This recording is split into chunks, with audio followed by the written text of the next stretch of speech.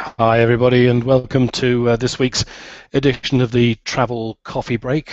I'm Alistair Mackenzie, and I've just noticed a new little sign from Google on Hangouts. Just as I started that up, it says you're about to go live on Google Plus and on YouTube, and you can broadcast for up to 8 hours. I was thinking, I'm never going to make 8 hours, not least because this week is another of those.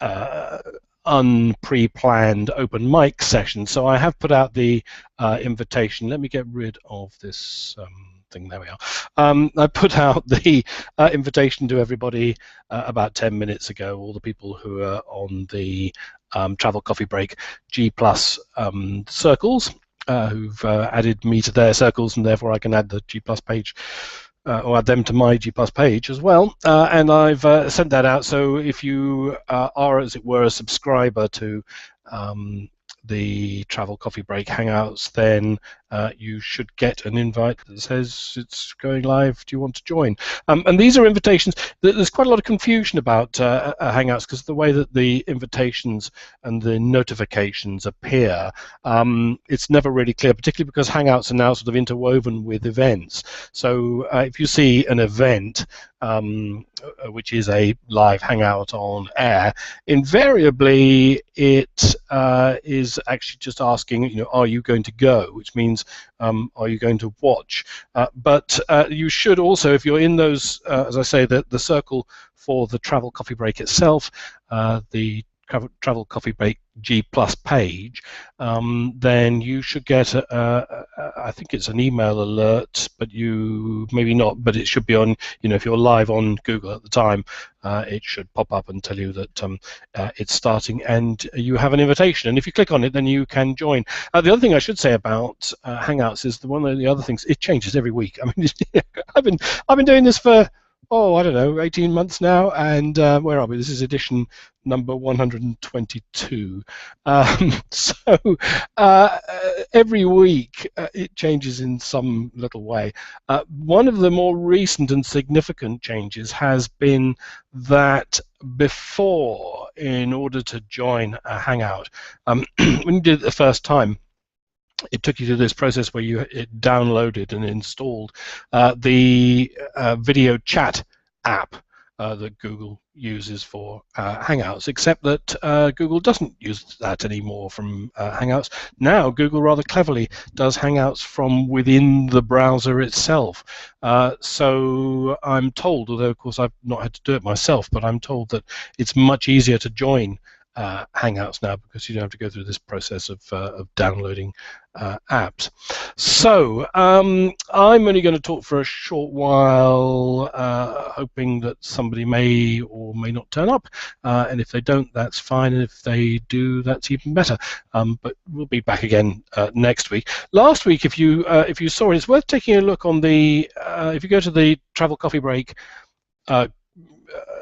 G Plus page you could go to, but if you go to the YouTube channel, then you'll see last week's Hangout, which was actually on Thursday, not on Wednesday, and that's because there was a little event in London, and I did basically a live pop-up Hangout. So I did it from actually from a place called Ripley's Believe It or Not, which is a tourist attraction in Piccadilly Circus.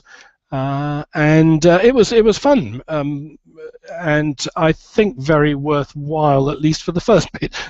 If you see the video, you'll see what happened. I stupidly, when I packed up my gear for all of it, the laptop and everything else, I have a special mic that I use, and I for some reason left the lead for it, the USB lead, which has a particular sized MIDI-sized USB plug on one end of it, on the tabletop. So I couldn't use that mic, which meant I had to use the webcam mics, which picked up absolutely everything. And the trouble was, we were doing it from a press event. In effect, there were bloggers turning up all the time and chatting in the room. So at the first, it starts off okay, and you can hear what we're talking about. And I was interviewing the woman who is responsible for marketing for the big bus tours, which are the big open-top tourist buses that go around London, and on which we were about to embark.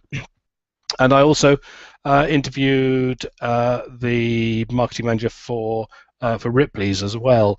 And by the time I got to him, the noise level in the room had developed to such a point that it was pretty much unintelligible. And I'm sorry for that, but next time I will do better and remember to take the appropriate mic lead, so it'll all be okay.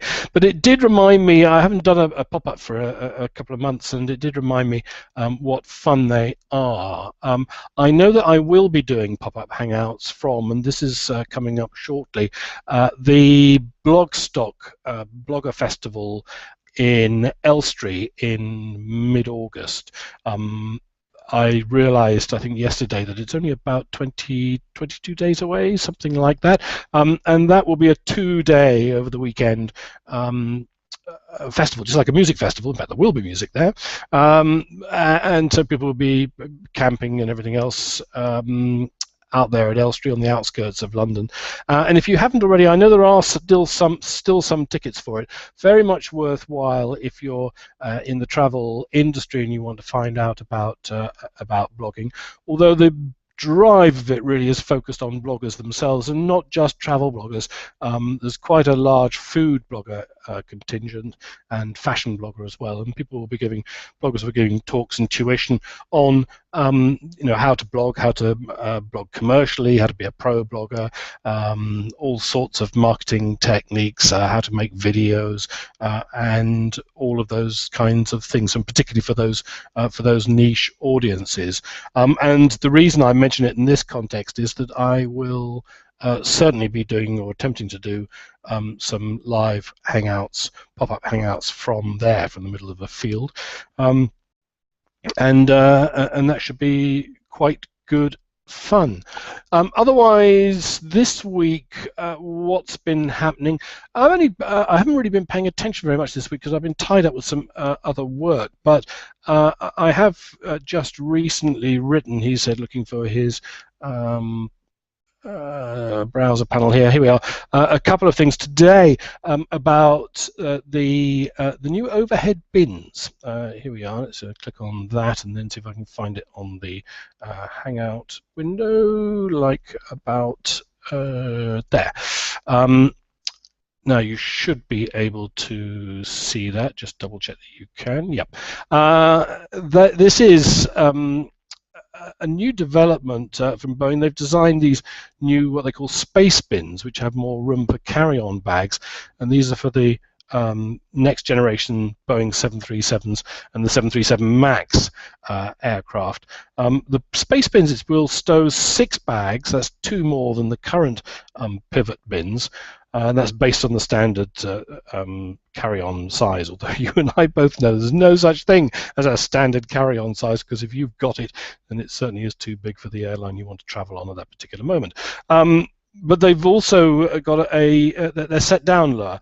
They've got a lower bin lip height, as they put it, which makes it easier to both see into the back of the thing, but also to load it. So it's an optional extra on these aircraft, so you may not see it on the Boeing 737 that you're flying on next time round, and they're only going to start appearing in late 2015.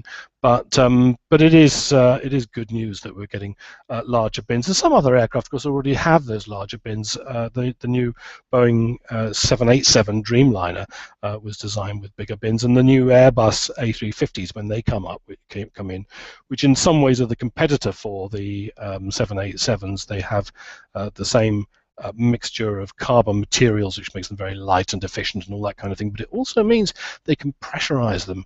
I think the standard pressurization for cabins is the equivalent of about 10,000 feet of altitude, which is quite thin air really, and it's very dry. And certainly 787s, and I think I'm right in saying the Airbus A350s will be pressurized to, or are pressurized in the case of the 787s, down to about 7,000 feet, which is much more, room temperature, as it were. So altogether a much nicer experience, and they come with larger bins as well. And the other thing I was writing about last week, which if we can see it probably here, oh yes, here it is, I've been a fan of Street View for some time, and I did have on a Hangout a little while back. I think it was in probably in February, March, I had a Google approved photographer join us to talk about how businesses, hotels and tourist attractions and the like can hire these Google approved photographers to come in and create 380-degree scenes in their properties, in their premises, and do it in the same way, using the same technology as Google Street View. In fact, they even connected into Google Street View. So if you ever look at a Google Street View and you see, normally you see those arrows on the floor, like these ones here, if you can see what I'm pointing to, you would click on those and that take you, to the next position along the road or whatever it is. If you see a double one, then it'll take you actually inside a building, and that's where these photographers have gone in and created these the equivalent 360 yes, degree photospheres in effect. And the point about it is that they're as absolutely as cheap as chips. You can, if you did something really bog standard to set a couple of those images in your business, it could cost you as low as 200, 250 quid, which is absolutely amazing and very important these days with the business of geolocation. It's what I call the coalface. It's where I think more and more influence is going to be exerted through reviews that are geolocated. So your Android or iPhone will alert you when you're near places, and reviews and things like that, and 360-degree photospheres will be increasingly important. Anyway, back to this one. This is Royal Caribbean. What they've done is exactly that. They've got the approved photographers to come in and go around one of their two really big ships. In fact, they're sister ships there, but they're the largest cruise ships in the world currently. And this one, Allure of the Seas, you're able to literally walk around using Street View. And if I click on this, you may see, here we go, what we're talking about. So I can literally scroll my way around that. So if I click here, and we can look around, we can see what's going on the deck over there. I can wander over to the bar. I can go over here. It's a I think a rather an amazing tool, and you can investigate, the ship neighborhoods or rooms themselves, or what a balcony room looks like. I think it's a very good tool, and I think we're going to see more and more of this kind of thing. So, be prepared for that. Right, where have we got to? It's now 13 minutes past 5. As yet, no takers. I was rather hoping I might be able to get hold of Kash Bhattacharya today, because he's just produced a new list of what he considers to be the definitive luxury hostels, and I was going to talk to him about that if I got the chance, but I'll try and get him in for maybe next week. In the meantime, as usual, if you got something that you want to talk about, be you from the industry side, or be you a travel PR or a destination marketing organization, or from the media side, a blogger or a travel journalist, travel editor, whatever, then do pop in and join me. But let me know beforehand, because then I can set it up and make sure that everything's working and you're able to join us. Okay, so no visitors, so I think I'll call it a day there, and see you again same time, same place next Wednesday. Bye for now.